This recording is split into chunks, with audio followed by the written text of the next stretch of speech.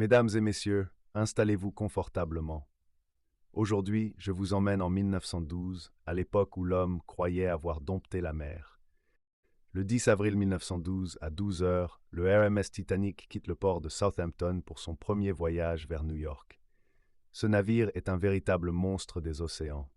269 mètres de long, plus de 46 000 tonnes, une vitesse de 23 nœuds, 16 compartiments étanches, censés le rendre insubmersible.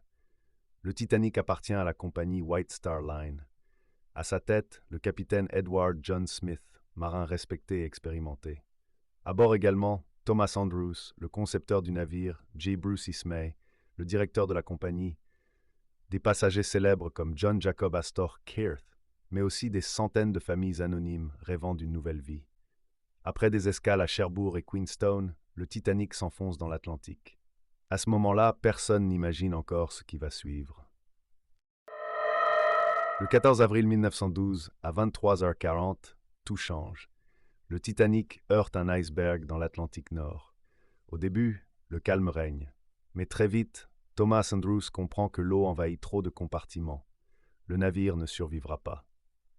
À 00:05, l'équipage reçoit l'ordre de mettre les canots à la mer. Il n'y en a que 20, loin d'être suffisant pour les 2200 personnes à bord. À 02h20, le 15 avril 1912, le Titanic disparaît sous les flots. Résultat, environ 1500 morts, 705 survivants. L'épave sera retrouvée en 1985 par Rob Ballard à près de 3800 mètres de profondeur. Ainsi s'achève l'histoire du navire que l'on croyait invincible.